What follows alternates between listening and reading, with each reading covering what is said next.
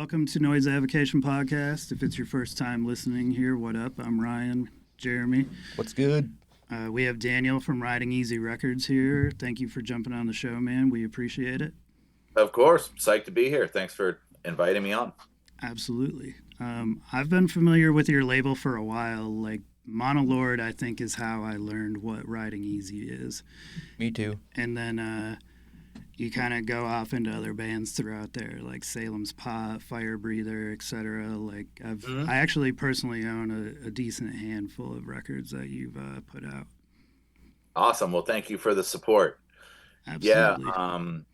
Monolord was one of our early signings. Salem's Pot was the first band that we signed and started the label with. Oh, for real? I didn't know. Yeah. Yeah, So dope, that's our catalog number is Easy RDR because we were Easy Rider Records, and then we got in trouble from Easy Riders magazine, so we had to switch the name. But we've kept the matrix, the catalog matrix of Easy RDR, and the Salem's Pot Watch Me Kill You record is Easy RDR 001, and that's what we kicked this motherfucker off with. So right on, dude. What year did you start riding Easy in? Well, what would have been Easy Rider? 2013. I found Salem's Pot on a Bandcamp link. I thought it was really cool, and it was a total vibe. And they had like 50 Facebook fans, and like they just like I felt like, man, how did people not know about this band? This band's cool, especially around that time when like Rise Above was just crushing it, and they had Electric Wizard, and they had Uncle Acid, and they had Ghost, and they had Witchcraft, and like, so I feel like they had done this great job of building sort of like an aesthetic and scene, but it was impossible to get Rise Above records in the States.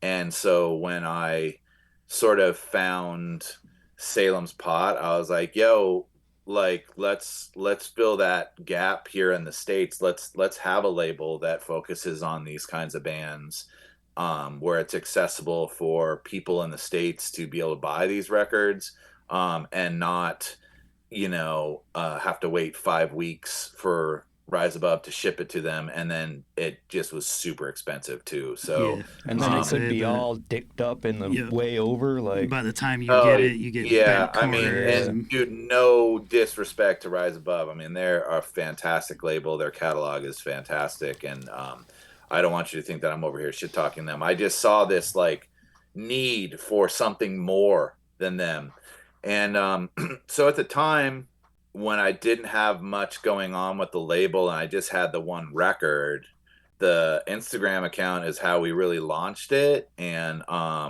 so I was just putting up other records that I had gotten into, bands that I liked, different variants of Black Sabbath records, like basically anything that just kind of fit the aesthetic of the label, even if it wasn't RidingEasy stuff.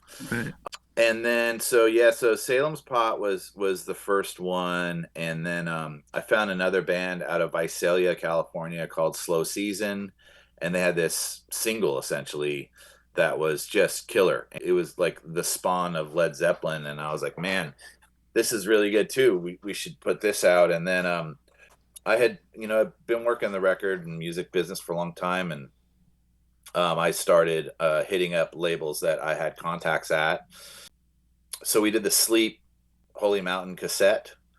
And then that really kind of blew up online. Yeah, that's a staple album. And it blew up, and like it brought a lot of new people. Like, what is this label? Who is this? Like, how does this happen? And then there was also some online drama with it too, because at that time I think that Sleep's relationship with Earache was not good. I don't know where it's at now, but at the time, and they weren't really notified that another label was putting out a cassette.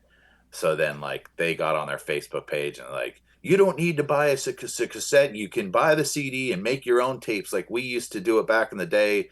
And then I felt terrible because that was the last thing that I ever wanted to have happen. I was putting out as a fan of the music, Right. and it didn't exist. There wasn't a Holy Mountain cassette in 2013. It just felt like a really good idea.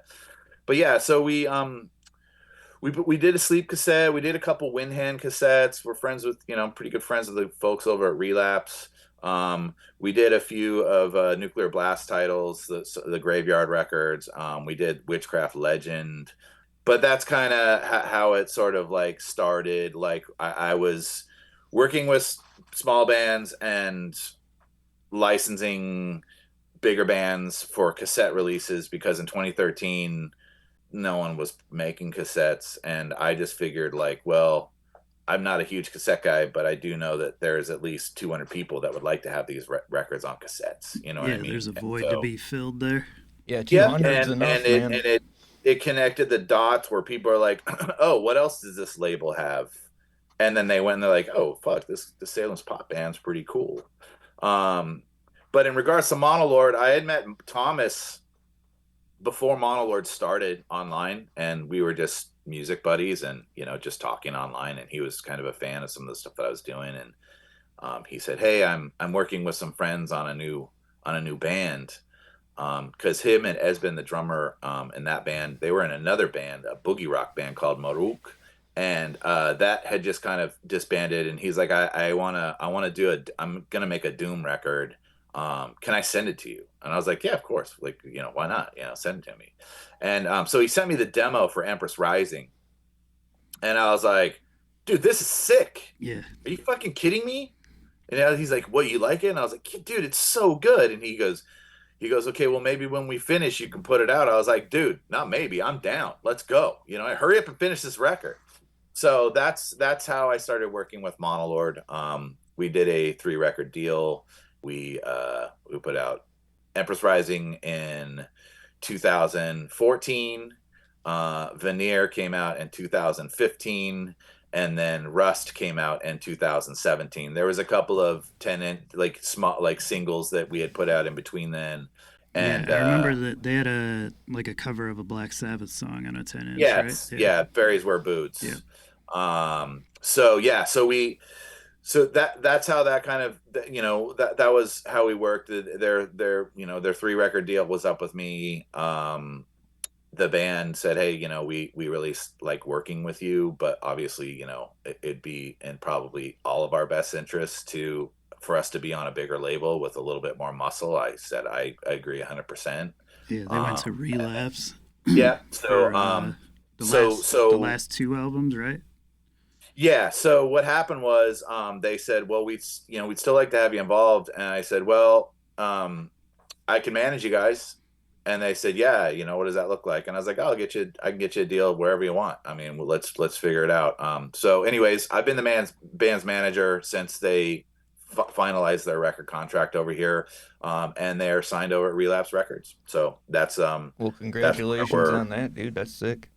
Yeah, man. So it's been cool. So Monolord is still in the fam, but we just don't, we don't put out any of their new music, but they are working, they're at Relapse, and that's kind of how that sort of relationship has gone. That's sort of like one of those, if you love something, set it free type of scenarios. Yeah. And, RidingEasy Records, no one's supposed to be here their whole fucking life, dude. It's like RidingEasy Records is like college, it's like training for the real world. So like, in a perfect world, we do our 3 records, get this band on the radar and kind of off to the races. And then they're in a place for a bigger label to come in and take them to the next level. I've never, ever looked at a band and been like, oh, I'm going to have these guys forever. Like RidingEasy Records is doing the work that major label used to do, which is develop bands, work with these bands. I was gonna say, it sounds like major labels, like they don't want to touch you unless you've got X amount, or even bigger labels, they don't want to touch you unless you have X amount of followers, agents on both sides of the pond. You're selling at least 500 to 700 tickets in every market you go to. Your streams are above like 400,000. There's all this stuff, and it's like, it takes time to get to that area. And they don't, all these bigger labels, they just want to work with acts that are already established, that they can say, okay, this is a somewhat of a proven thing. This band has done this sort of on their own or with shoestring budgets. Let's actually put some real money into this band and like make them a household name. So RidingEasy Records has never been something that I ever wanted to take on and have a band that sells 100,000 records. Like, that's just not what we are. What we are is an incubator. And I work with bands that I feel like deserve a shot, that understand what needs to sort of happen in order for them to sort of like have a career. And so in music, and so, it obviously it doesn't always work out, but if, I've been around long enough to understand that, like, when we sit down and sign for a 3-record deal, like, the band should have 3 records done within 4 years. Like, I don't want this to drag on. Like, it's like, guys, like, record 1 comes out, 14 months later, a record 2 comes out, and maybe 16 months later, record 3 comes out. And then it's clear, like, we've done a great job with them. They're out on their own. They're making, maybe not making enough money to all live yet, but they're at least making enough subsequent income that, like, taking off and touring does make sense for them. They can come home with a few bucks in their pocket. And then, we move them into a larger situation. That's kind of my business model. And that's kind of like that's what I get excited about. I oftentimes would rather work with a band that has 0 track record, where we can kind of build them up from the ground up. I find sometimes working with bands that have 4, 5, 6 records out, they've been around for a while. It's hard to teach a new dog or an old dog new tricks. Yeah. And I feel like, so, and not saying that I wouldn't work with an established band, but usually we're not the label where established bands want to go. We're an incubator. Yeah, the way you described it, like a college, it made me think it's like a finishing school, and then you go out into the world, kind of, like you said, incubate. That's cool. Do you think that they got to push records faster than you used to? Because it seems like everybody's attention span's so much quicker. So when you're saying 3 albums, 4 years, that's pretty quick compared to, former fucking, sometimes there's 2-3 years between records, you know what I mean? And, well, I'll say this: Led Zeppelin 1 through 4 came out in 2 years. That's true. So, Black Sabbath's first 4 records came out in like 3 years. So if it's, again, I think if you're a new band, you can make a great first record. And I think we know a lot of bands that have made one really fantastic fucking record. When record number 2 comes around, that's the most important record in any band's career, because a lot of people can make one great record. Yeah, it's hard to do that. Record number 2 coming around and 14 months later, and it's just as good or even better than record 1, then anybody who was skeptical from the get-go, they're like, oh shit, this band's the real fucking deal. This is not some flash in the pan thing. This is something where it's like, I'm gonna wear this band's t-shirt. I fuck with this band. This band is doing it. I'm stoked on this band. So, I think that, like, if you're starting a new business, I don't care what it is. Let's just say you're starting a merch store. If you only have one line of merch and you take 2 years to put a new line up, or people aren't going to come to your store. It's like when you open your record store, if you don't restock the shelves regularly, why would people keep coming back? And also, a band needs stuff to talk about, right? In order to make it's just important. So, the record comes out, and then there's some support tours around it, and then there's some local shows or whatever. And what's next? Like, you can't wait 5 years. Like, dude, we got to go now. Like, the time is now. And yes, I do think people's attention spans are a lot less. It's one of the reasons why when we first started the label, there'd be a 3-month rollout to release date. Now we do 5 to 6 weeks before the first release date, because I'll be promoting a record and the first single will come out and then, release dates 3 months later. And like people just they already forgot. They'll be like, bro, like you're talking about this record all the time. It's like, isn't this fucking thing out yet? And it's like, no, it's like another month. And you're like, and they're just like, whatever. So yes, I think it's important for any new band, if you're really trying to make a go of it, like it's not a hobby, that within 4 years, the first 3 records need to come out and each record needs to be just as good or better than the first record. And so if you can't do that and a band falls flat on record number 2 and the sales aren't as good, sadly, the chances of that band continuing to ascend in the direction that they want to go to, probably not that good. I'm not, obviously, I don't have everything figured out. I'm just speaking from personal experience and what I've seen. No, and that meant, like, even just as a listener, like, if that makes sense, because if you have a band, like, their first record's amazing, second one was pretty mediocre, chances are you're not going to go back to revisit to the third one to see if they improved or not. Why being me, I a lot of times will, just out of curiosity, but it's a 50-50. Like, yeah, the common listener, like, we would totally do that, but like, the common listener is going to be like, why am I going to waste another X amount of dollars on even listening to this when the second and first one were mediocre? Sure. Makes sense. No, I guess. You're totally right. Also, in the age of streaming, it's so much more important to have if you're actually looking to sell physical records. Before streaming, record number 1 would come out, people would be like, oh yeah, fuck yeah, dude, this band rules, I can't wait to buy the second record. And they would buy it blindly knowing that the first record was good. Yep. Now there is no veil to hide behind, dude. Right. Like, it's like they can go and stream that thing and be like, I don't need this on my shelf, I don't need to buy this. Last time I saw that band, it was okay. I'm not gonna shell out another $20 to go see them again. The last time it wasn't that great. So, they always say first impressions are the most important.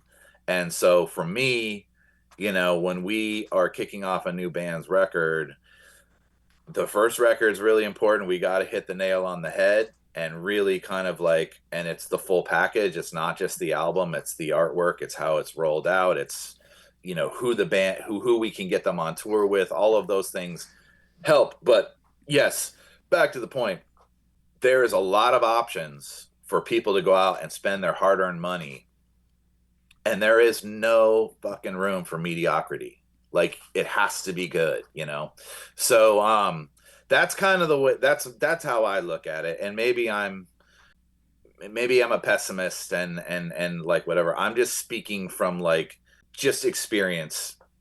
That's all I know. You know what I mean? No, I would say that's a good way to look at it. Like, I mean, yeah, it's gotten you this far. Well, one, yeah, it's gotten you this far, but also, like, there is a countless amount of things being released every single day. And you look at a social media page, like you were saying, you run your promotion instead of 3 months from now 5 to 6 weeks, because people are going to forget by the time it comes out. Or like if you have a record that it released, let's say in April, but the physical copy didn't arrive until December, like chances are people aren't going to want it by then. Bro, in COVID, there's that we impulse really decision. We had so many problems with that, and it was a scary time. I mean, to be quite honest with you, I feel lucky to still have a functioning label. COVID absolutely cleaned out all of the small guys. Yeah. The guys who were a bedroom label putting out 1, maybe 2 releases a year, and had COVID happened in 2013 when I started this label, dude, fuck, I would have just been like, yo, I can't, this is not sustainable. Also, I didn't start this label with any intent for it to ever become what it's become. I already had a job. I was already making big boy money.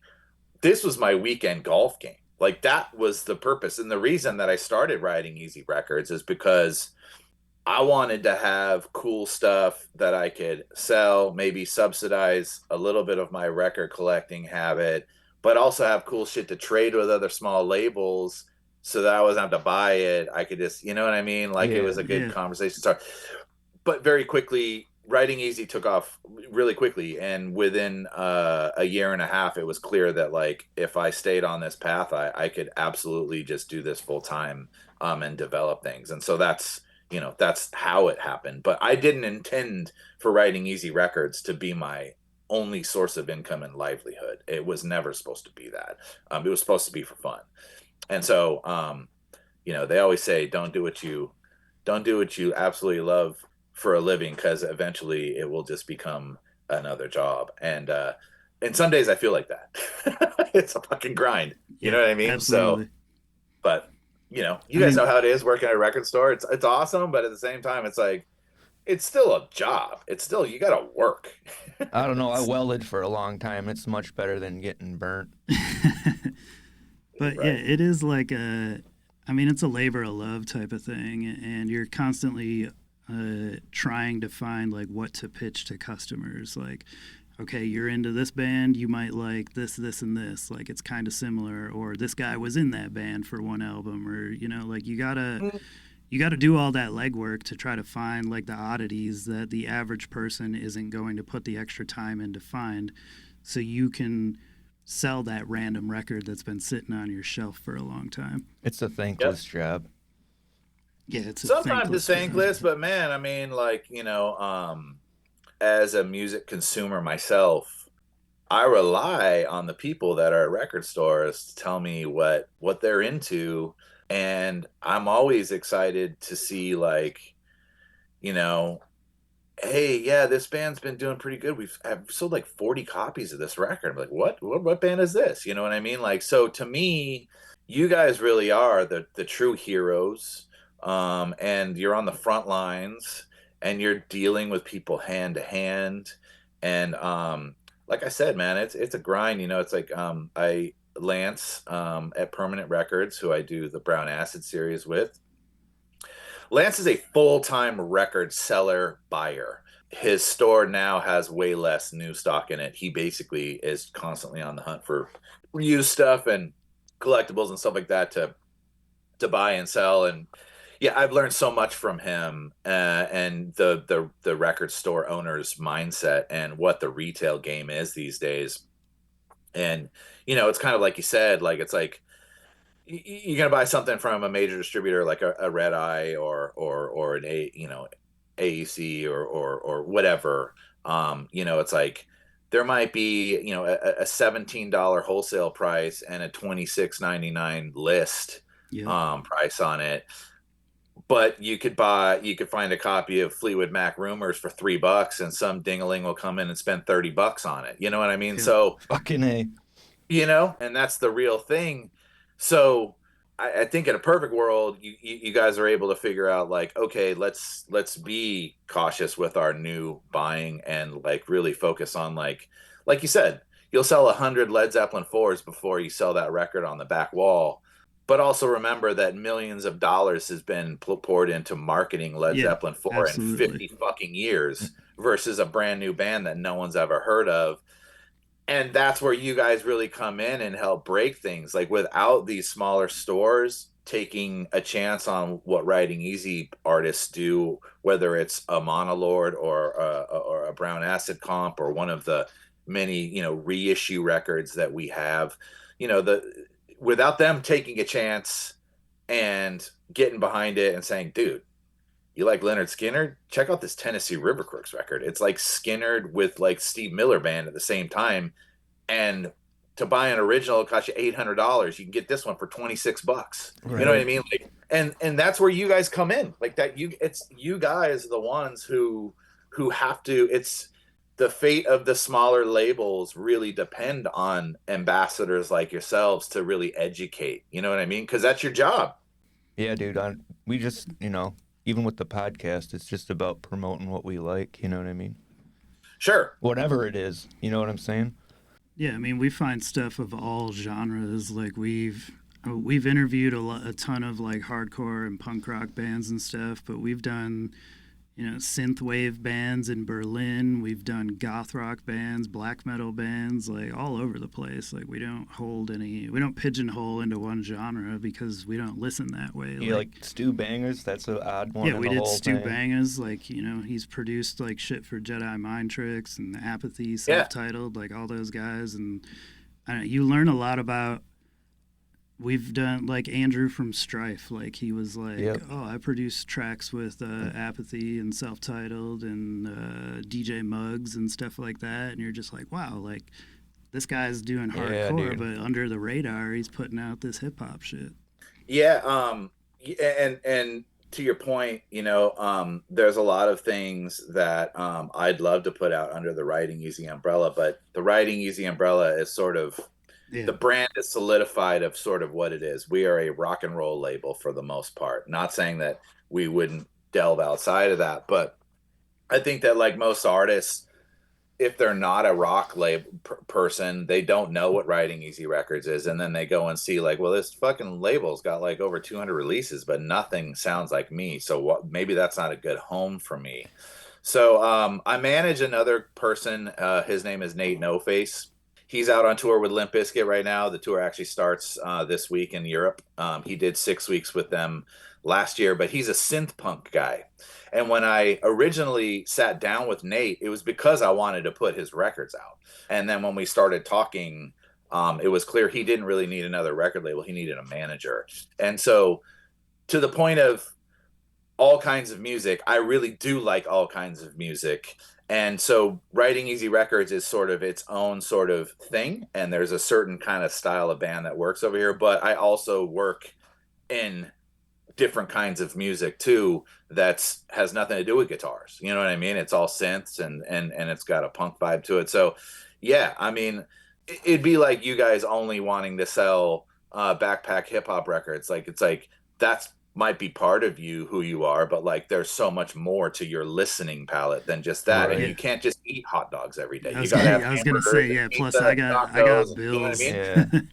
Yeah. No doubt. So, but yeah, man. So that's just I think that like, as you guys probably know this already, like when you start talking to people who've been working in music for a long time, you will see that most people who work in music for a long time work in all kinds of music. It is not just one, unless you get into a super successful band at like 19 years old, and then that's the only fucking thing you ever have to do. Most of us don't have that luxury where one thing pops. You know what I mean? Yeah, it's the same I would hate business. to have that mind too of only one thing popping. No. I mean, business in general is the same way too, though. Like you gotta think like we don't just sell records here. Like we sell CDs, tapes, like vintage toys, random oddities, merch, like whatever. shit. Like Books. you gotta have a bit of everything. Stereo equipment. Not everybody collects records. Not everybody's gonna want to buy a cassette tape or whatever. Like somebody might just want to buy some stickers or something. Yep. That's exactly right. It's a gig. Right now especially, it's a gig economy, is what they say. Somebody can go have a full-time job and then be driving Uber on the weekends just for extra cash. It's the same thing in music. We talked about some this. of the most successful people that I know in music manage several artists, run a label over here. Also have a law degree and do music law as well. Like it's a multiple of sums to try to get it all sort of together. Limp Bizkit is something that we mentioned this one time before, like something that I didn't foresee coming back. Like after its initial wave that it had, because it was huge at the time, but it's massive. Just something that I didn't see making its return. And to see him on tour again and stuff is wild. Bro, I could tell you from experience, I was working at Interscope when that big record of theirs dropped with the Nookie and all that stuff on it. And I remember back in the day, like scratching my head because I was like, how the fuck did we get from like Alice in Chains and Soundgarden and like, and like Rage Against the Machine? Like, how did we end up with Korn and Limp Bizkit? Like 5 years ago, shit was way better. What the fuck, man? But I always had respect for Limp Bizkit because they really tapped into something that wasn't happening, and they did carry the sort of the torch, but to your point, having not seen Limp Bizkit in over 20 years, and then when I was out on the road with them, with Nate on this last tour in the summer of last year, I was fucking blown away, man. Like, you know, it was Corey Feldman opening up with his band, then it went Nate Faith, and then it went Bones. Bones is a Michigan guy, you know who Bones is, right? Yep.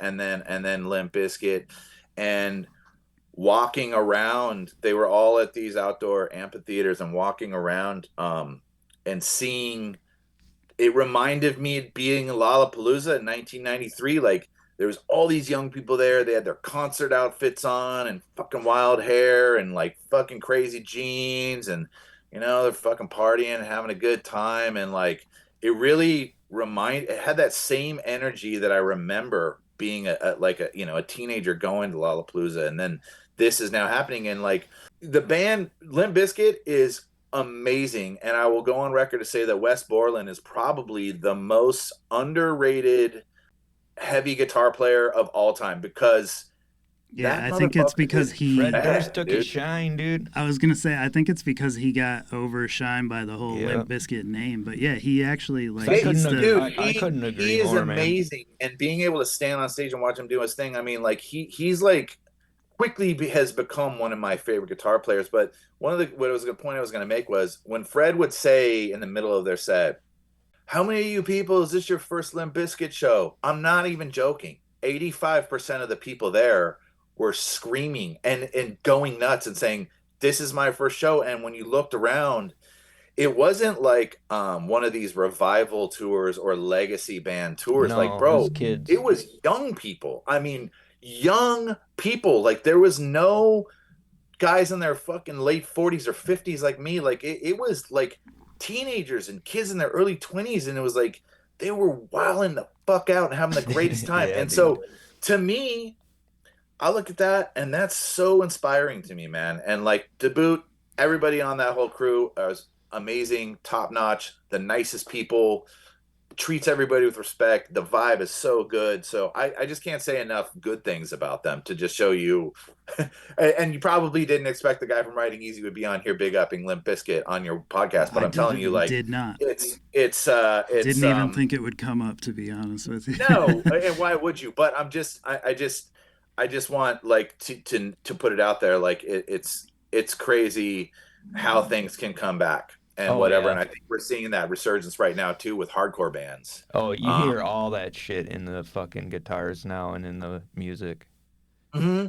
And not saying it came from Limp, but I'm just saying, like, hardcore was big in the 90s, went way underground. Now it's like back. Now it's a thing, man. Yeah. You know what I mean? And bands have come out of hardcore that are starting to blossom and write songs that really aren't even hardcore songs, like Scowl and kind of some of these other bands and whatnot. So music is cyclical. And, me, I got really into backpack hip hop in the early 2000s. And then it kind of went away. Like, all this electro music kind of came in, and like backpack hip hop wasn't cool anymore. And it was all about like Justice and like Ed Banger and like kind of a lot of this like electro stuff that was like super hip, but whatever. And but now I'm seeing backpack hip hop come back in like full fucking force right now. And there's all of this. There's these young kids that are making beats and it's all that stuff. So the point is, there's trends all over the place. And when I started with RidingEasy, I wasn't trying to tap into a trend. I was just tapping into something that I was really into at that time. And here we are, like, 13 years later, and I'm still into those earlier records, but I'm constantly looking for new stuff too. You know what I mean? Yep. Right. Managing bands, is that something that you were doing prior to RidingEasy, or did you just kind of fall into that? No, I have been working in the music business. Since 1995 is when I got my first internship, which was at American Records, Rick Rubin's label, and I from there kind of started getting other kind of paying gigs while I was going to college. I worked at booking agencies. I worked at major labels. I was promoting club nights. I was DJing. And then I started doing consulting for the brand Scion, the car company, in the 2000s. And they were spending a lot of money in music marketing. And so I was moved into, I basically was running a lot of the music initiatives there. Obviously, there was a whole team with me, but I was kind of a point person, sort of like an A&R person there, and bringing in things to work with. And we work with ASAP Rocky, but we'd work with Slayer, and we were working with dance DJs, and dubstep was coming of age at that time, and we were working with garage acts like Black Lips and the Spits and whatever. So it was a very broad thing. It was a perfect gig for me because I loved all kinds of music.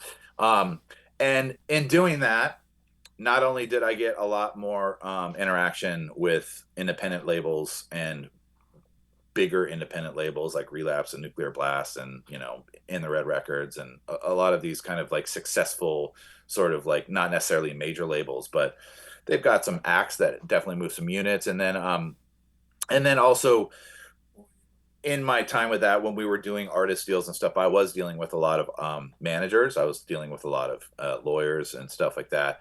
And so I sort of learned who was a good manager by dealing with them on the other side. And I kind of took notes at what I thought went really well. And so when running the label started, and then I just started becoming sort of every band's de facto manager because none of these bands were making enough sense for any real manager to come on and take them on because they weren't necessarily generating the kind of money that would make sense for that. But yes, Monolord was the first one that I moved into an official management position to.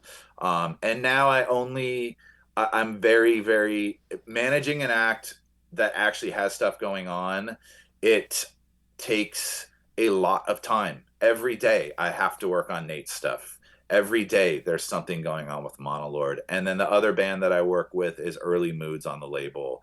And I'm managing them and I'm taking them because if I don't do it, it's things are going to get, opportunities are going to get left behind. And so I'm just saying, okay, guys, there's enough kind of good things going on here. I'm going to take this on. I also, am a lot more hands-on with Mondo Drag as well. So those are the four, but Mondo Drag is not as active as a band. But Early Moods, Nate, and Monolord are very much active, and they are all touring bands, making records, and all of that stuff. So, that's kind of how I do that.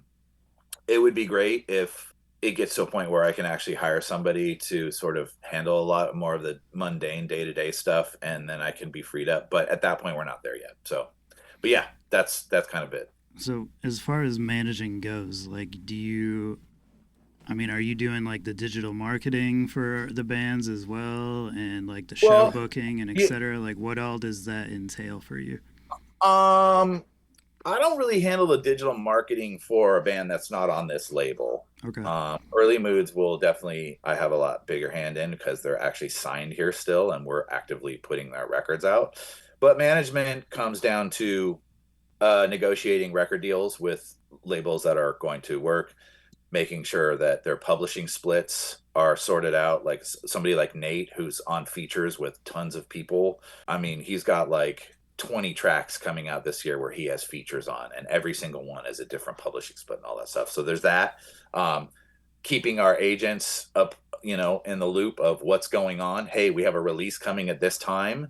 So if there's a release coming at this time, then we need 3 weeks of tour dates within a month of this thing dropping so that we can kind of sort this out. So a manager, in many ways, a good manager, inspires their artists to keep the ball rolling, puts together schedules of releases, tours, and whatnot, and, is able to sort of like say, okay, guy, here's what the next 12 months looks like. Here's what the next 2 years looks like. Here's what the next 5 years looks like.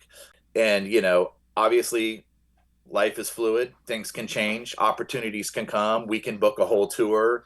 And then a big band like Limp Bizkit can come along and say, hey, is Nate available for these 3 weeks in Europe? Fuck yeah, he is. Let's cancel that tour and let's go here. But I'm a big fan of rolling up the sleeves, not waiting for something to happen, making our own luck. And then if something cool does happen, then we can cancel that tour. But if we wait for somebody to ask us along, it may never happen. So I'd rather be in a situation where we do the work to set something up, something better comes along, and we ditch it, versus, you know what I mean? It's sort of like you're not losing anything either. Well, yeah, dude. Like, it's like, if you need a car and this is what you can afford right now, fuck it, buy that car. It'll get you some wheels. It'll get you going. But you never know, man. A sicker ride might come up for sale, and you're like, fuck it, dude, I'm gonna buy this one and sell this one, and then, you know what I mean? But at least you got wheels. And I think that that's a really important thing to do. I think a lot of bands, a lot of people hold out for, like, oh, well, we need a support tour, and like, if we go out and tour on our own, like, the shows are going to be small and blah blah blah. It's like, you can't fucking wait around for that. You guys got to go out there and fucking, make your own waves. And like, yeah, you're gonna eat shit for a couple years. That's welcome to the world, bro. Yeah, right. You started at a job. You're not starting off like at an executive pay level, dude. You're starting off, unless your dad owned a company position or something. Yeah, you'd have to have a hell of a plug, dude. But yeah, I mean, like, closed mouths don't get fed. I mean, that's a good example. Exactly right. That's exactly right. So, and sadly, in today's day and age, social media plays such a big part of all of this stuff, And so, that's one of the reasons why, it has to be the full package, right? Like, you got to look cool, you got to have a personality, you got to make good music, good art, you got to be creative on how you get your art out there. You got to be able to perform well. You got to have good merchandise. You got to be personable with people, because if you're an artist and you show up to a club and you have a fucking bad attitude and your show doesn't do that well, or let's just say that it only makes a little bit of money, no one wants to see you win. Right. Yeah. But everybody's against you at that point. Maybe not, and they might just be like, oh, this motherfucker, you know what I mean? But if you show up and you make sure that everybody in that fucking club knows your name, you say thank you, you appreciate the crew, the sound guy, you're not a dick, even if things aren't perfect, how you handle these things, even if the show does moderately okay, nobody makes a lot of money, they're going to come back and they're going to say, wow, that band was so cool, those guys were so good, they brought it. Yeah, that wasn't the best show ever, but next time we're going to book them on a Friday, and we're going to get these two other local supports that can bring 50 people each, and we're going to make sure that band has a better show. Yeah, they'll remember the good, not the bad out of the show. That's right. That's exactly right. And so your candor and your demeanor on how you deal with people across the board, whether it's bands or whatever, can get you in places that are much further. And I'm sure we all have seen bands that you're like, God damn it, that band fucking sucks, but they're so nice. I can't hate them, dude. Yeah, they're so nice. Right. You know what I mean? Like, give it's them like respect and shit, Or it can go the other way, where you're like, man, I love this band, but they're fucking assholes. And then we have those stories too. But I like to focus on the positive. Yeah, for sure. So yeah, so that's. I don't know if that answers your question. Yeah, absolutely. So as far as when you started off, it was Easy Rider Records, and the magazine, I'm assuming that's what it was, that came after you. Yes, for the name. Dude. I mean, I obviously had heard of Easy Riders magazine. If you don't know what Easy Riders magazine was, actually, I think then you've never been in a sketchy truck stop bathroom. Shit, man. Yeah, but basically, Easy Riders magazine is a biker magazine. It definitely got fame, and was way more legit in the 70s and 80s, and then in the 90s it completely fell off, and it wasn't dealing so much with chopper lifestyle and biker gangs and all that shit. It was basically like dudes in like bedazzled jeans driving these really big fancy huge that shit got real weird. Yeah, just like kind of corny. And so like, which is fine. I mean, like, even fucking ZZ Top like kind of got corny in the 80s. So I'm not hating on them. I just wanted, but it just the time. It got weird. And so when we're doing it, because of the aesthetic of the label, because it kind of tapped into like van culture, hot rod culture, I guess, like tattoos, heavy metal, long hair, there were some people that were into bikes that were into it, but like our focus was never that. I don't ride a motorcycle. I don't pretend to ride a motorcycle. Like, I wasn't trying to emulate that at all. And they said, "You're trying to steal our audience." And I was like, dude, like, your audience is wearing Ed Hardy hats and bedazzled fucking jeans. Trust me, I'm not trying to steal your fucking audience. But they said, it doesn't matter. You're a media company. We're a media company. There's people that think that this is part of us and we just can't have it. I completely understand where they're coming from. No, there was no skin off our back. We asked them if RidingEasy would be okay, and they said, yeah, that's fine. Just change it, change the logo, and we're good. They were very, very cordial to deal with. There was nothing aggressive. And I kind of took it as like a feather in the cap that, like, I got on the big dogs radar in the first year of business. You know what I mean? So I looked at it as like that cease and desist. I still have the cease and desist letter. One day it will be framed, hanging in the house. But it was totally fine. We were early enough on, and I was like, oh my God, like, are people still gonna like the record label if it's called RidingEasy and not Easy Rider? Dude, we didn't even fucking skip a beat, dude. Like, it didn't even matter. People weren't here for the name; they were here for the music and the content. It could have called it anything. It didn't matter at that time. So that's how that happened. Yeah, it's I get, like, you don't want to put anything out that's kind of off of that what you already put out, and it's a label that I feel like you know what you're gonna get, and you're gonna get like that doom sludgy or rock and roll type stuff. But just pretty much anything buzzed out, we're into it. Yeah, and it's like, it's cool that you have a label to where you can count on that. You know what I'm saying? Yeah, it makes it easier for blind buying, and like you have more trust. You know what I mean? Like we were saying earlier. Well, and it's an honor to hear you say that, because growing up in the '90s, Sub Pop had this very defined vibe and look and feel, and you knew when you bought a Sub Pop record, you knew who was behind that record.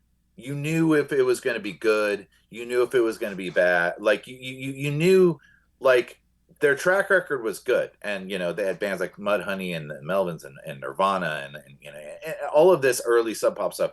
And the same thing with Man's Ruin. I don't know if you guys are familiar with Man's Ruin records, but Frank Kozik, he passed away a few years ago, but he was one of the first highly celebrated rock poster guys from the '90s. He started Man's Ruin Records. Man's Ruin put out Kaya stuff, put out Acid King, put out Fu Manchu, did stuff with Tool. They kicked off. They're the first Queens of the Stone Age record ever came out on Man's Ruin, and all of the artwork was done by Frank Kozik. And you knew, whenever you saw it, it was a Kozik, but you also knew that whatever it was on that label, you knew the aesthetic, and you would blindly buy it, and you would have to blindly buy it because the internet didn't exist. Yep. So it was a trusted brand. And even if the record wasn't that cool, they all looked so goddamn beautiful. It didn't matter. You were stoked to have it. And like, all of it was, he only did 7 inches and 10 inches, and all of them were fold out. So like, even if you didn't like the music, you still had a cool fold out piece of art you could put on the wall if you didn't like it. But my point to that is that they all had a very strong brand and identity. And when RidingEasy kicked off, I wanted to be, and Third Man Records is another one that I look up to highly, because they have an aesthetic, and it's a very clear aesthetic, and you know what you're kind of getting into, even though they're a lot broader these days than they were back then. But you know that there's some quality control. You know that there's somebody who really understands music behind that entity, and that's what RidingEasy Records, that's, for me, that's what I want to have. I want it to be a trusted thing. And so we definitely have like several hundred people that, like, if they see the logo, they'll take the chance, because we haven't really failed them yet. Now, we may have some things that they like less than others, but for the most part, no one's gonna grab one of our records and be like, the fuck were these guys thinking put this out? You know what I mean? Yeah. And for the same sentiment, I've never signed a band saying, oh my God, this isn't really my shit, but I bet you this is going to blow up, so I'm going to sign this. I always, with every signing, the reality is that I might get stuck with 600 records. Yeah. It's like always I have a to be roll of the okay with dice. that. Yeah. Yeah. Well, I do that with the store too a lot of times when I'm ordering new stock. For if I'm ordering from a label, it's like, okay, this may or may not sell, but I don't mind taking it home if it sits here for too long. Right. You know what I mean? Like I would rather, but your label, for most of the stuff that I've heard, I've been a fan of a lot of it. I haven't heard everything, obviously. Like you have 50 plus bands that you've put out, and so I haven't. Yeah, we listened have to over everything, 200 albums that we've put out. yeah, So I mean, there's That's a hell of a lot. And like yeah. we were talking about the brown acid comps yesterday. Like I've heard bits and pieces of a handful of different ones, but to listen to all 20 of them, like that's a commitment. So, but you have a box set on of it Spotify, the playlist is over 9 hours long. Yeah, damn. like that's like watching the Lord of the Rings trilogy right there. Almost. Yeah, no, it's a whole thing. But those brown acid comps are great, and like no, they've been awesome. Like the ones I've heard. So many people tell me all the time, like, bro, like if I'm ever just having a barbecue and I just don't even really want to deal, like I just put on that brown acid playlist, and it's like it's all cool, it's all familiar, but it's not the same fucking played out fucking classic rock we've always been listening to with our whole lives. Right. And like it's a good vibe. And so that's another beast in itself, So we're speaking of the 20th trip, the 20th volume of Brown Acid drops on April 20th this year. So we've been doing 2 a year since 2015. This is the 20th one. We put them out on my 2 favorite holidays, 420 and Halloween. They come out every year like that. And the 20th one will not be the last one. Well, we still have a shitload of sick shit that's like will still be on these future comps. So the artists that are on the comps, like it varies from anything back to like the 70s to modern day, correct? No, that is not correct. Brown Acid is primarily 1968 to 1979. Okay. The Brown Acid, it's post-hippie, pre-punk. And the reason that we went with the name Brown Acid is because at Woodstock, I don't know if you've ever seen the film, but he's like, the guy gets on the loudspeaker, he's like, ladies and gentlemen, please do not take the brown acid. People taking brown acid are having bad trips. And,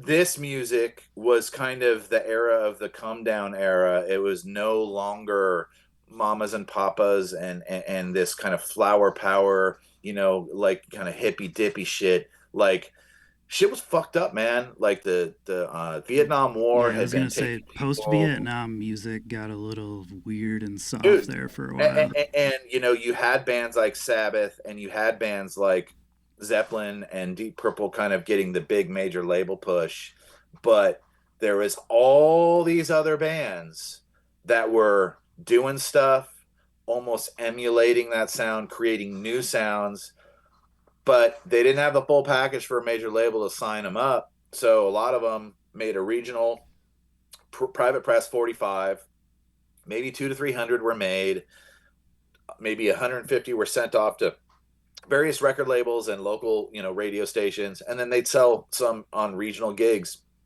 And so, a lot of these 45s, most of the, all Lance Barisi from Permanent Records, these are his 45s that we are comping.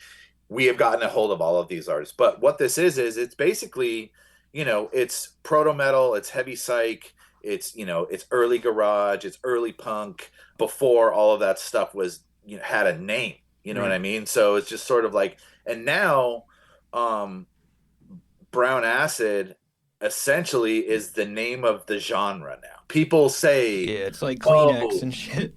Yeah, like people say like, oh, it's like one of those Brown Acid tracks, or this is like a Brown Acid kind of tune. And when you say that, people who know, they're like, oh, I know exactly what you're talking about. Where most of it is lo-fi. Not much of it was recorded in nice big studios. They were independently done. But they all have a vibe, dude. And like the fuzz is like X-rated on all of them, dude. Like there's just so many sick riffs. So yes, that's what the Brown Acid series is. That's cool. Is that like you just go through Lance's 45s? Lance is a consummate record buyer, and this has been a genre of music that he has been fascinated with for many years. And what's crazy is he'll be up on a 45 that he got for $10. We'll comp it, and then 5 years later, that 45 is a $800 record. Yeah, that's So, what we were talking about earlier. Like, I like when they put, like, you could put an $800 45 on that brown acid comp, and then you can hear it, you know? yeah, and you have a copy of it, and you can, Right. if you're playing records at a club and DJing, like the last thing you probably ever want to do is bring out an $800 45 when people are partying. This is the perfect thing for, I mean, any DJ that's kind of got going on for playing rock music, or even some hip hop guys. We've got some cool surprises coming up for the 20th trip, but there's this makes a lot of this stuff not only affordable, but like people don't know it. I mean, like you got to be deep in it, and you got to go down a lot of rabbit holes to even get to this, to find a lot of this stuff. I mean, it's like most of it didn't have artwork. Most of it's just a 45 and a fucking sleeve, dude. That's it. Yeah, So, no indication of what's on there. And a lot of like the labels that were the 45s, like you'll see like a bland red, plain looking generic something that would never catch your eye that most people would because just it's toss DIY. to the side. It's Yeah. DIY, and that's the thing. And there's a reason why, all of that stuff kind of happens. And like I kind of joke with some of my bands, like, dude, if you keep this up, you're going to be on Brown Ass at 100. We got to step this shit up. You know what I mean? So but yeah, that's it's undiscovered heavy rock from basically 1968 to 1979. That's what it is. And that's the aesthetic and the time period and the production value. There's a couple things that maybe got into like early 80s, but it still sounds like it could have been done in 71. You know what I mean? So, yeah, for sure. Is there you said you reach out to a lot of these bands. Has it been? Oh yeah, everything is properly licensed. Everybody gets paid. Yeah. There's no bootlegs over here. Has there been times where you wanted to release something and you just couldn't find a contact or a way to get in touch with anybody? Yes. And then to find out that somebody else got the contact, and then after we had been on it. Or another thing that happens is that we get contact. We send them a thing. They hit us up. 6 months go by, we hit them and send them again. Hey, we'd really like to do this. 6 months go by, it could drag on for 5 years, and then we'd be like, well, the guy stopped responding to us, and then come to find out, like another label is putting it out. I'm like, how the fuck did they get it over the line? Like we were on this guy like in 2016. Right. You know what I mean? So it just depends, man. Like I think a lot of these people, you catch them at the right time. We've had a lot of people die after we license the stuff too. So, these guys are getting old, and in the next 5 to 10 years, they're all going to be gone. So what if they're gone? Can you put it out? You can no. I mean, you have to. You have to find the estate or whatever. Yeah, next of kin, their children, whatever. Yes, oh my God, a surviving wife. Anything. Yeah, but we've had that could get hard. At least 10 of the guys pass away since we've been doing it. Yeah. They're getting old. You know what I mean? I mean, most of these guys were born in 1950. So at 75, you know what I mean? Like the hourglass is upside down, homie. You know what I mean? And like, we don't know now, like, back in the day, people didn't understand. People drank all day and smoked 3 packs of cigarettes and whatever. It's like, there's all these kind of things that, a lot of these guys did go to Vietnam and had, injuries or some sort of thing that they picked up over there from like the chemicals and stuff that was getting, like that caused cancer. And like, it's just, sadly, we've heard a lot of these stories, and a lot of them are not that positive. But on the flip side, some of these guys, they were in a band. This is the only record they ever recorded. They did it at 19 years old. They went off to college, and like a few of the guys are like that we work with are like super successful, like real estate guys or stockbroker guys or attorneys or whatever. And they're like, you want to do what? Dude, I made that record when I was like a kid. Yeah. And I'm like, yeah. And they're like, really?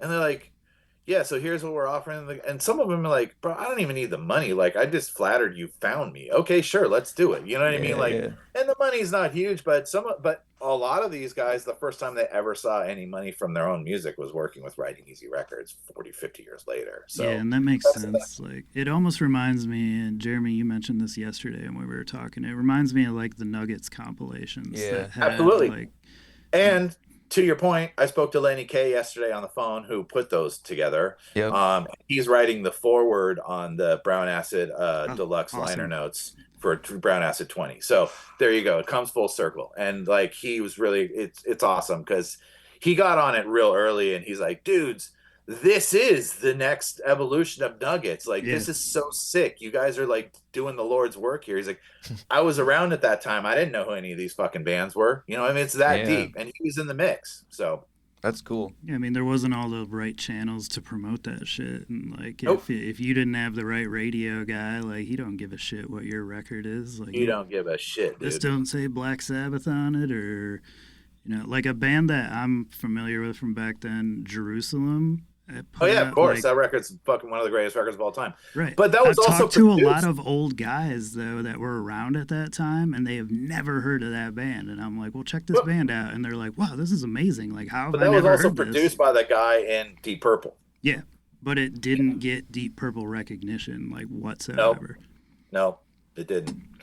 But it great, because it was great on a record. Smaller label, and they're from the UK as well, so they probably didn't even tour in the States. No, and I think there was another band by the same name that may have caused some confusion there. Oh, yeah, I can see that. I can't remember. It's like some Christian rock. I think it was a Christian rock band that was the same name, Jerusalem. So there might, and I don't remember which one was like. I know the one that you and I are talking about is UK, but I think this other one might have been Canadian, I want to say. I'd have to double check. It's been a minute since I reiterated that. But there's only one Jerusalem in my mind.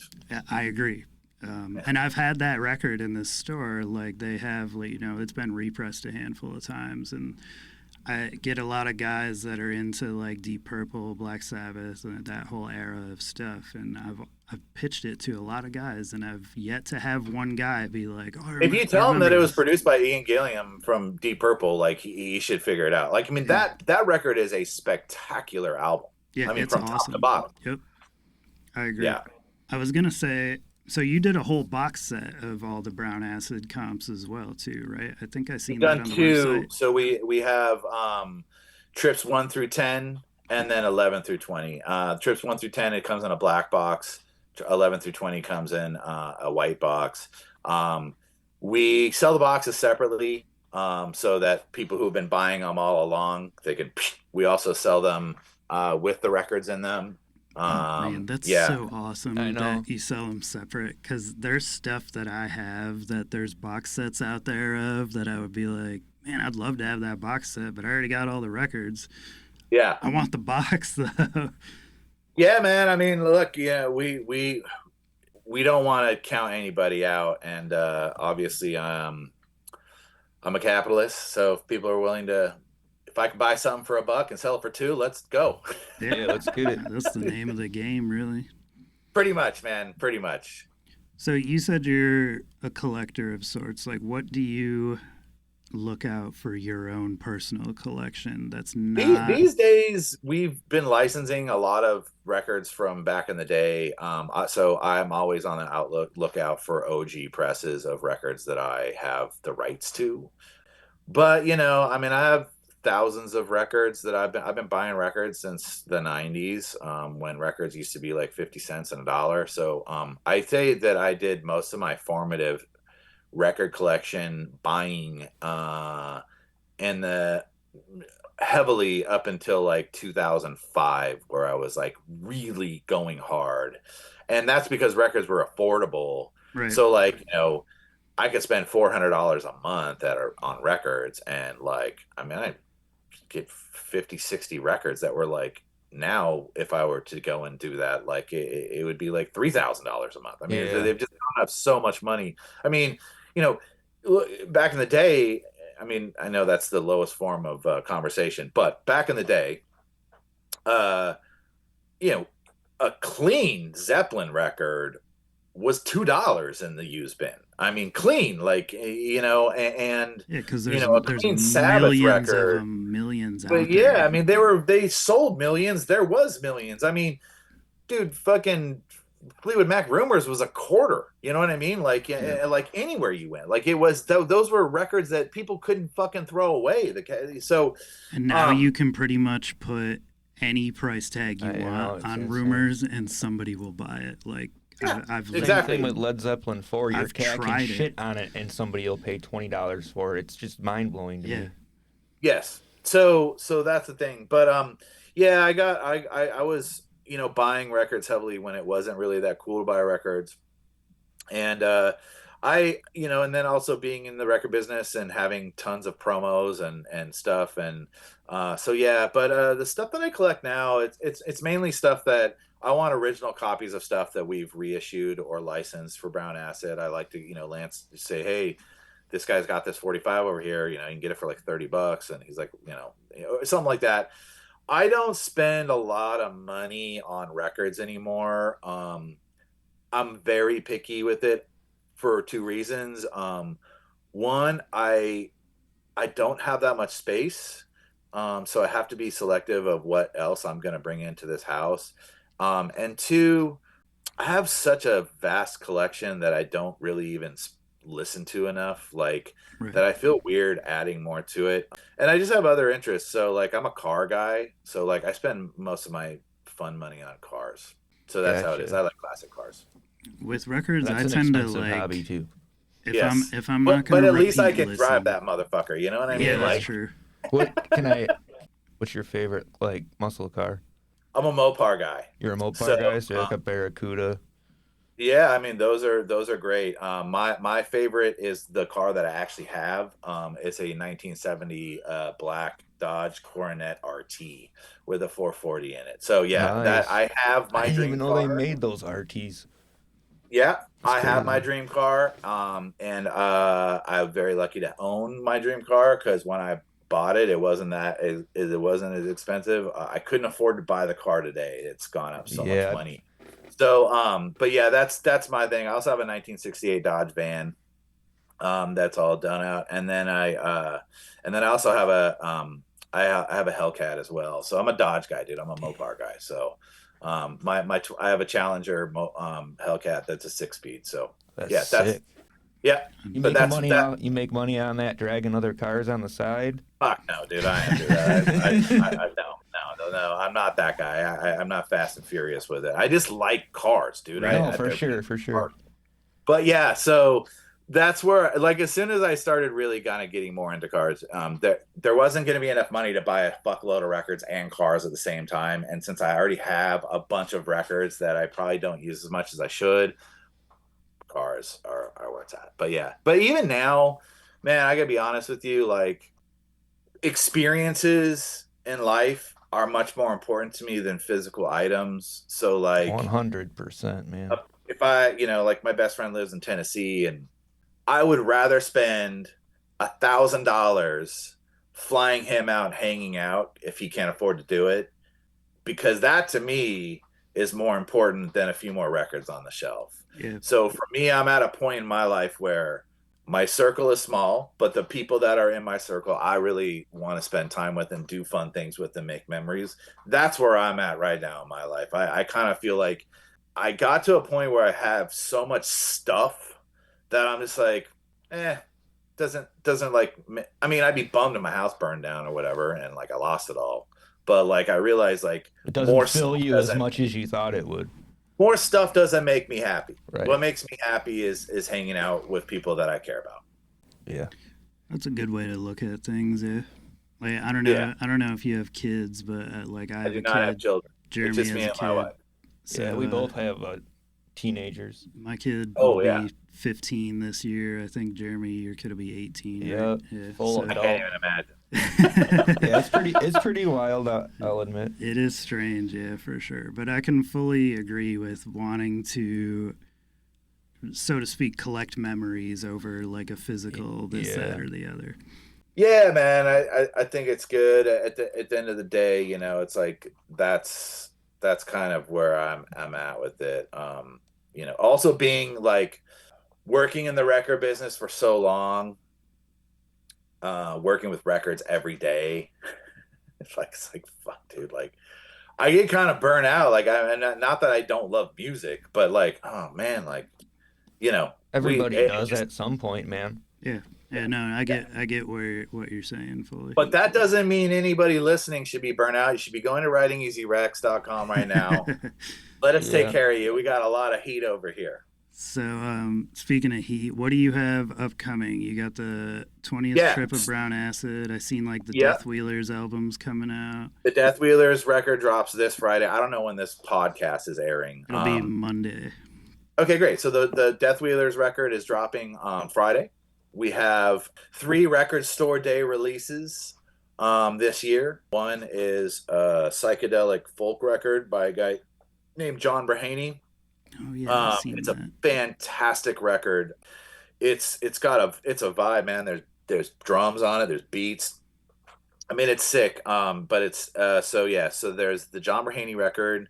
There's a shoegaze record from 1993 called Licorice Roots Orchestra that's coming out, and then a 1983 kind of new age electronic record with like David Gilmour sounding guitars on top of it. It's a whole vibe, dude. And so that's his name is Sylvain Carrel, and the record of that is From the Nile. So anyways, that's what we have going on for Record Store Day. Then we have Brown Acid 20 coming out. We have a new signing from Detroit, right down the street from you guys, the Dusty Rose Gang. It's their first album. The record was recorded in Detroit and mixed and mastered at Third Man Studios. It's like a real feel-good, fun, upbeat rock record, if you like. It's definitely not a metal record. It's a rock record. It's a fucking fantastic record, man. Like I'll send it to you guys when we get done. But that's coming out in middle of May, and then that's a great name for a fuck band. Yeah, it is. And then the end of May, the Zigzags, no, not the Zigzags, just Zigzags, has a new album coming out called Deadbeat at Dawn, and that's coming out the end of May. And then we have a new signing out of Portland, Oregon, a band called Hog. That record will be coming out this August, and then we've got some reissues coming out in June and July.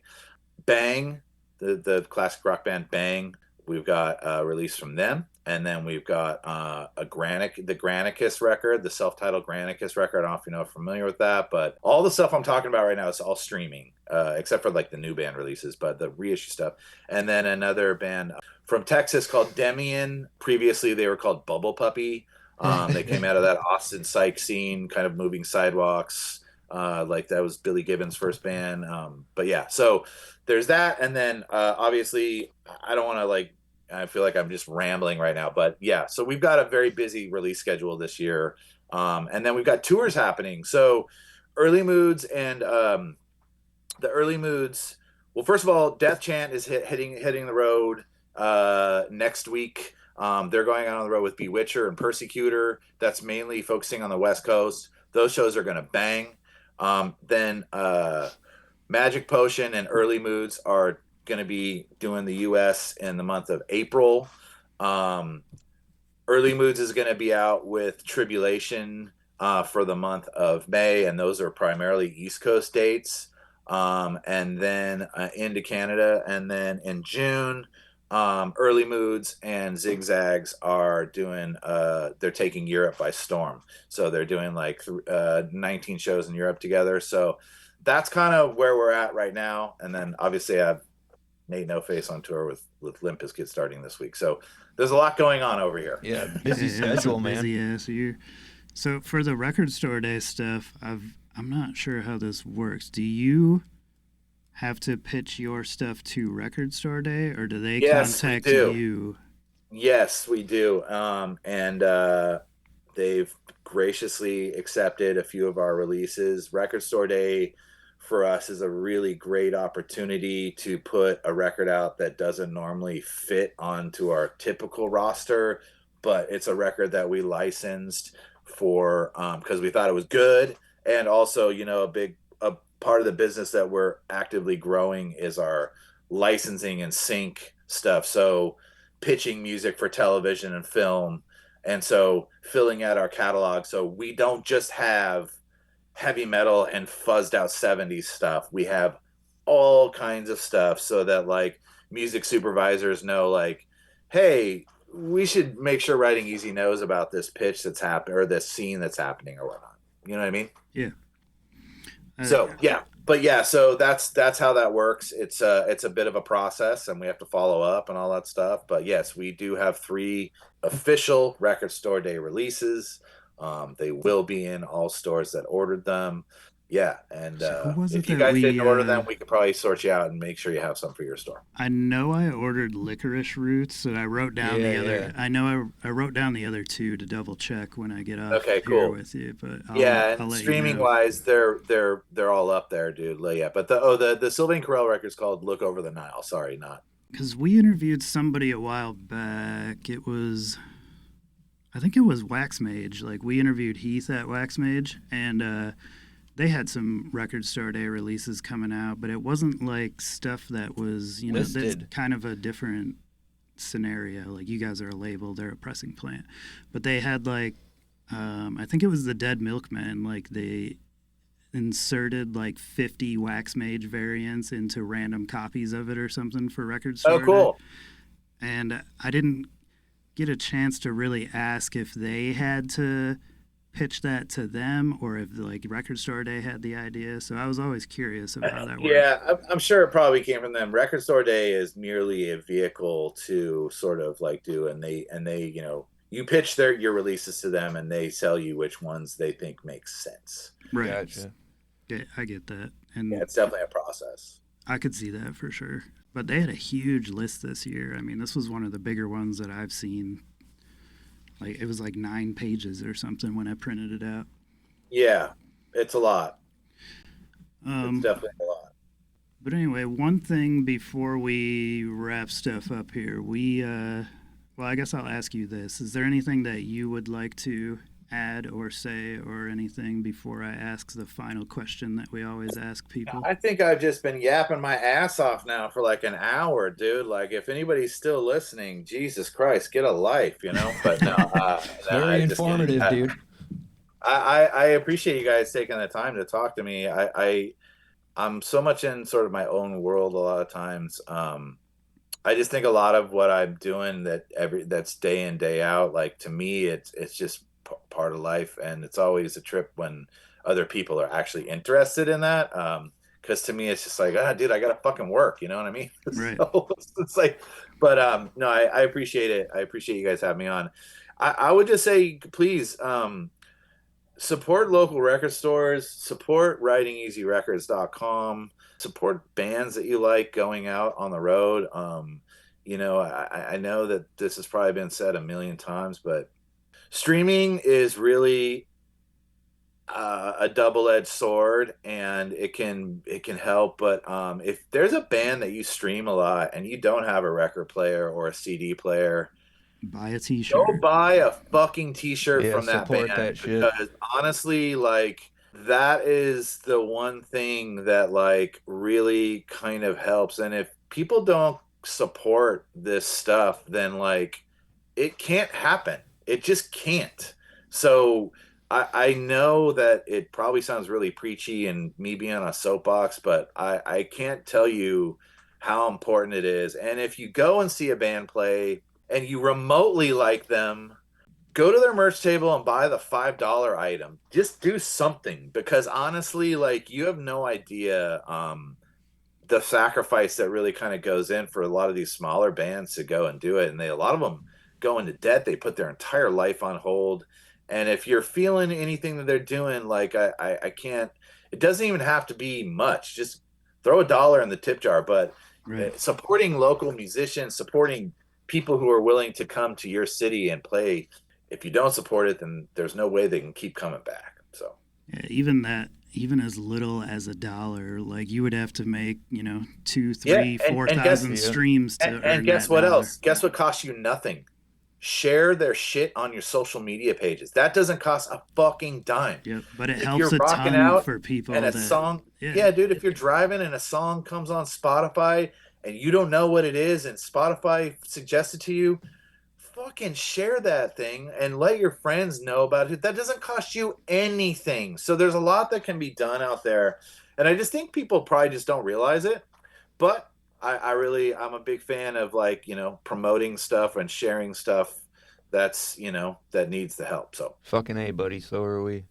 Yeah. 100%. So we always ask this question to people at the end of episodes because I'm very curious about this dude's answer. We like to get into stuff, but outside of, normally it's a band that we ask this, so I'll say this way. Outside of what your label puts out, what is something that you listen to that people would not expect? I mean, I listen to literally, I know this is going to sound crazy when you meet somebody and they're like, I listen to everything. Yeah, a lot of times when I hear people say that, it's not really everything. But in your case, I could see it being a lot wider. I really do listen to everything. I have an affinity for early 90s rap. That is, I love it. I also have an affinity for early 90s rock, grunge, whatever. I that is the music of my youth. That's what helped shape me. I got into bands like Soundgarden and Alice in Chains before I always thought Sabbath was cool, but like those bands spoke more to me when those records were coming out than a Black Sabbath record did. Not that I was against Black Sabbath, but so for sure. Man, I like anything with really good production. A band that's out of France called Soulwax. They have a song called Crack, Krack. Dude, it fucking bangs, and it's heavy, and it could be guitar shit, but it's all synths, and like the subs, like in your car, like it will make your windows rattle. That shit, I love that stuff. I like music from the 40s. Like, I know this is going to sound crazy, but like sometimes if I like, cause I like to drive, but sometimes I'll put on music from the 40s and I get this weird emotion that comes over me when I listen to it. It's almost like I lived in that time period. I was going to say reincarnated. To a weird place. I don't know why that music does that to me, because like my parents, they didn't listen to that. And my grandparents, like, I don't remember my one grandfather who passed away, he was into big band jazz, but he was never into, like, I'm talking about like 40s, like stuff that sounds very, very like not produced or anything like that. It's like just very, kind of like very primitive and simplistic. So it's weird. Like, but I really do believe that art is in the eye of the beholder, like the beauty of art. And so, I think that, I listen to a lot of jazz. I listen to, I love a lot of Afrobeat and African music from the 70s. I think that, but I will go on record to say that, like, I feel like basically like 68 to 72 and 89 to 93 are probably the two greatest sort of periods in music, period.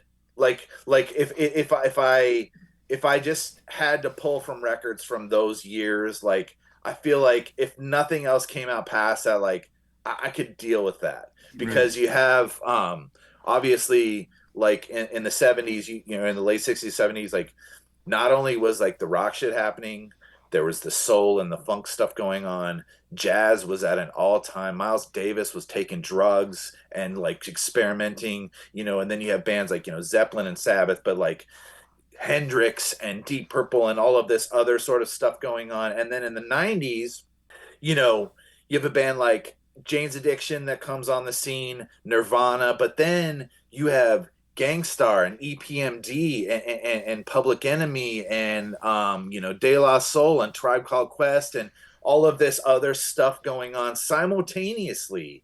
And so to me, culturally, like, if I had to be stuck and like if I could only, I would be okay, like, if it all disappeared and we were just stuck with that. I could live with that. Outside of, I would need to add. And not to mention I'd have to Slayer really think about it, but like I would need 94 to be added in. So fine, 94. So I could have Illmatic and some other stuff in there. Sure. But you get what I'm saying. Oh no, 100%. The Stooges came, the Stooges, the MC5, all that great shit came out in that period. And absolutely, and not to discredit them because I didn't, but I'm just saying like those were formative times, and Rolling Stones and Beatles and like. All of that stuff, those were special times in history. And when you think about it, the 60s were a time of change, of social change. The 80s were a time of social change. I feel like right now, socially, there's a gigantic change happening, not in just American society. Oh, but it's in the world, man. Yes. I feel like the only thing good that can come out of all the bad shit that's happening right now is we're gonna have some fantastic records. Fuck yeah, dude. That's I think about that too, man. I'm like, at least people like be super pissed off enough to like write good records again. Yes. So, for what it's worth, you know what I mean. Like, for what it's worth, that's what it is, and also too. RidingEasy Records could not happen without all of that stuff happening up to this and kind of curating who I am musically as a person. But RidingEasy Records can't happen without the bands that I work with now, without the bands that we reissue stuff with, and without my wife who does all of the graphic design stuff. People like Lance who A&R all of our like reissue stuff, and the people at the record plants, the mastering people. Like, this is not just me. It really takes a bunch of us to make this all happen. And I just hope to get that point across that I am not here trying to say that I single-handedly built all of this alone. It takes a team of people, man. Yeah. So I please, that's another thing I want to make very, very clear on what this is about. Awesome. Well, thanks for joining us, man. Thank you a bunch, man. It's been a pleasure talking to you. We really appreciate your time. And yeah, man, thanks for having me. And hopefully, we can get some stuff in your store that sells and makes us both a couple of bucks. Absolutely. Yeah, I'll be in touch with you soon about that. Hey, what was the name of the group that did the Crack song? Oh, Soul Wax. Soul Wax. Okay. I wrote it down over here. Yeah, listen to that tune. I got Crack with the K, and then I was like, it's Wax. Crack with a K. Yeah. Thanks, dude. Dude, I mean, I know that it's random coming from the guy who has a label that's like fuzzed out rock, but dude, that shit fucking bangs, dude. Like, it's fucking hard. I like to leave an Ryan interview and I with like a list. the synth too, like a lot. Dude, check it out, and check out Nate No Face's new record that drops out tomorrow too. On Friday. It's really good. It's fantastic. It was produced by a guy named Stu Brooks. Stu is producing the new Danny Elfman record right now. He's also holy shit. So it was there were some people from Trent Reznor's camp worked on this new Nate record. It's fucking banging, dude. So yeah, the new single's up right now. It's called Bad Man Back Again. Awesome. We will definitely check that out. Sweet. Well, thank you so much for the time. And appreciate it. And again, you guys keep doing what you're doing. Take care, and we'll be in touch with you soon. And once again, we appreciate your time. And just for the record, anybody listening, go check out RidingEasy Records if you haven't already. The link for their website and Instagram will be in the episode description. Check us out if you are not following us on Instagram, YouTube, or whatever. Check us out as well. It's not that hard to hit the button, man. Yeah, come on, hit the button. Hit the button. Is this going to be on YouTube as well? Yep. Cool. YouTube, Spotify, Apple Music, worldwide. Honestly, dude, like anywhere you can put a podcast, I try to get it out there. So it's a takeover. Yep. All right, man. Thank you so much. Yeah, I'll thanks, talk to you later. Bye.